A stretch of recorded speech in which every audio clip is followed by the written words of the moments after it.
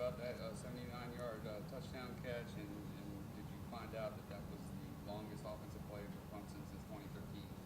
I seen it during when I replayed the game on TV. But I mean, I'm gonna thank God first and foremost. I mean, we worked on that play for a while now, just to getting timing down, and came down to Louisville game that it worked.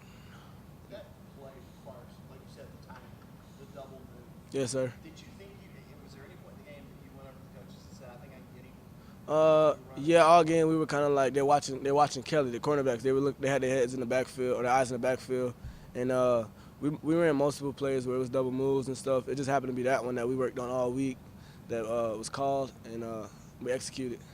So when it's called, when you start running a little bit more, you think, I think I got a shot here?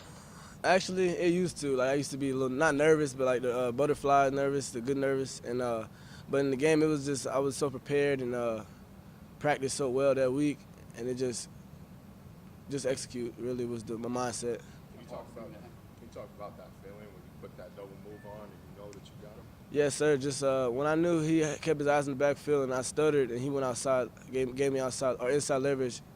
I just knew like if Kelly got time back there, because I'm not watching the backfield myself, so when I'm running, he had time. I knew it was gonna be a touchdown, and but when the ball was in there for so long, I kind of felt like he was gonna tackle me just to get a PI or something, just to save himself. But we executed well, and it was a touchdown. You didn't realize you were so far ahead of him. Yeah, yes, sir. Frank, what's your crucial role this year on the offense? Going into the latter part of the summer, everybody's talking about you cross-training the defensive back. And since then, you've come on strong on the offensive side of the ball, having great games. Talk about your crucial role and what it means to you and your teammates.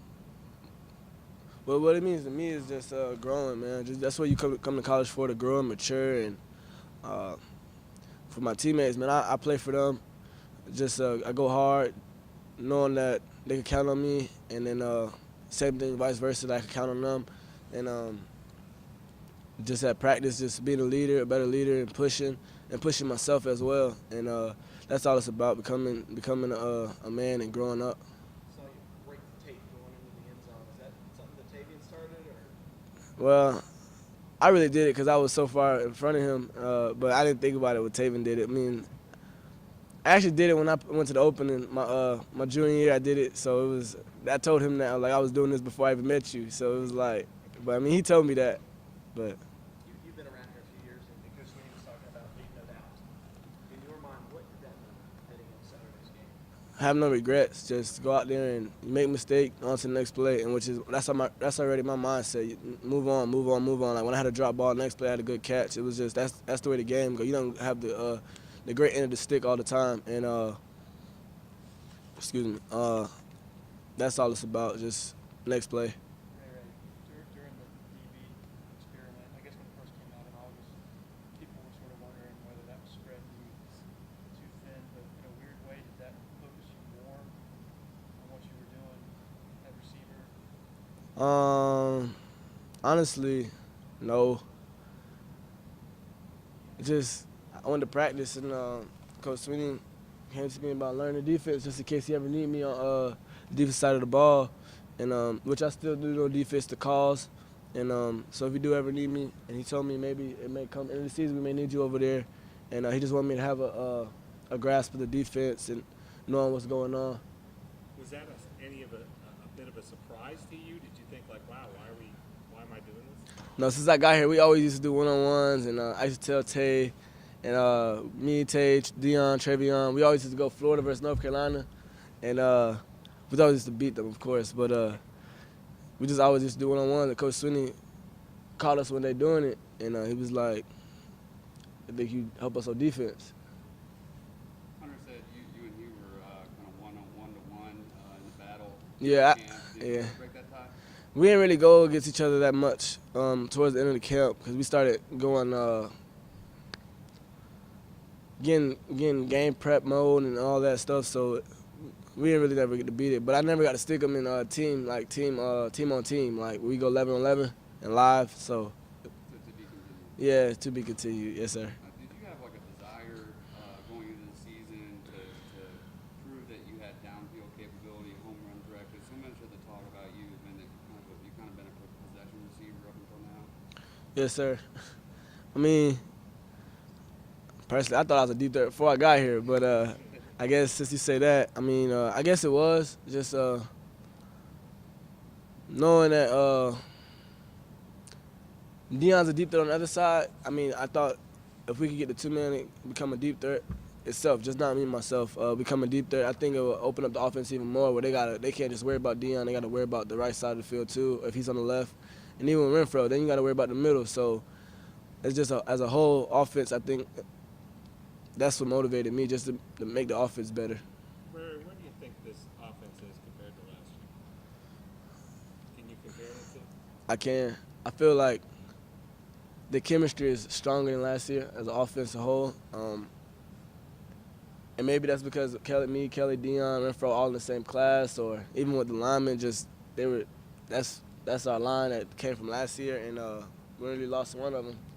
And then in the backfield, I think we all just so close. So we always together, hanging out off the field, and I think the chemistry is a little stronger. Now, with these two big games out of the way, do you guys allow yourself even to take a look ahead and say, you know what, there's more titles in our reach? Exactly. Say it one time. I'm sorry. Yeah, I was gonna say, do you look ahead at all now and say we've got a chance to win more titles? I wouldn't say we look ahead. We go game by game, and I can honestly say that just every week we don't really talk too much about the Virginia Tech or Florida State game or South Carolina. We're worrying about Boston College right now, and that's honestly, I can say that as a team we do that. But somewhere in your mind you look like, damn, we got a good chance to go back to back, actually go to the championship. But yes, sir.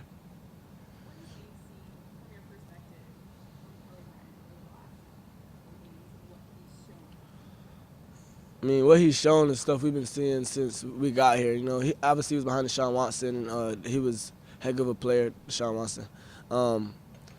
And Kelly just waited his time, has kept his faith, and now it's coming to light. I mean, what he's doing in the dark is what y'all, well, not y'all, you guys, but the nation is finally seeing. And he works hard. He's built different. He's a leader. He's a vocal leader and a lead by example, and that's what makes him so great. His toughness, because you don't really get to see a quarterback get hit and at practice because you can't touch him. But in the game, the way he's carrying people, the way he's just play after play, just toting the football, and it just shows the heart he has. Is part of that better chemistry maybe the fact that last year you had the four really big stars in Coleman and those guys, and Deshaun, of course, whereas this year you have some well-known players, but it's maybe more of a collective group of guys really fighting hard to make a name for themselves? A little bit of both. I mean, last year, Wayne, Tay, Mike, Jordan Leggett. I mean, there was more than four. We had a great team last year, and all of them are great leaders, and they showed us the ropes and showed us how it's supposed to be done.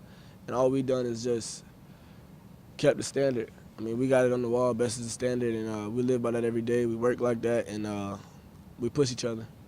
Travis and T and some of the freshmen continue to get more experience, more opportunity. You feel like this offense can just continue to get better? It's only gonna get better. I know it's gonna get better, and that's our job as well as being veterans, just to push them and show them the ropes and help them grow as football players. You kind of see their confidence growing some when they go on the Definitely. catch and that kind of stuff. Definitely, and as you go on out the season, you learn that the atmosphere is only gonna get better, and it's gonna become easier. With your own maturity, is that something that is just a product of being in the system longer, or was it after last season, all right, I got to flip the switch here? I mean, Coach Sweeney's always told me I need to mature. I mean, I felt like I was mature, but I guess it was something he's seen that I needed to fix, and I just looked at myself in the mirror, kind of just like what I need to do better at practice, or whatever he sees, I need to try to find it myself. And it was really just my work ethic, just every day coming to work and being a better leader. Are you going to have a rematch with Isaiah? I told him that yesterday. When is it going to be? We was at Chipotle. I told him that. I don't know, but we're not racing 60 yards this time. It was a little too long for me. You had the early fumble in the Auburn game. And Yes, came sir. back incredibly strong. Coach Sweeney said after that last year, if you made a mistake, you would kind of lose focus. And here comes mistake number 2, number 3, number 4 that you changed. How did you change that? How has your mentality changed as far as not getting down after maybe making a mistake? See, that's what I'm talking about. I don't know, like still things he see. I guess I gotta look for myself. But personally, since I've been playing football, I mean that's not my first time fumbling. Before I even got to high school, college, I fumbled before. I mean, if you've touched the ball, most people have, and but it's just about that's my mindset. Next play, and because the next play may be the biggest play of the game, and you don't know what God has in store for you, and but it's really just the next play for me. So Dabo thinks you've changed, but you sound like a guy that's. Yeah, I mean, he's looking at me different. I guess I don't know, but what if he sees? I guess he's right because most of the time Coach Dabo's right, and so yeah. Is it nice to know that he has that confidence in you that even though you can make a mistake and bounce right back from it?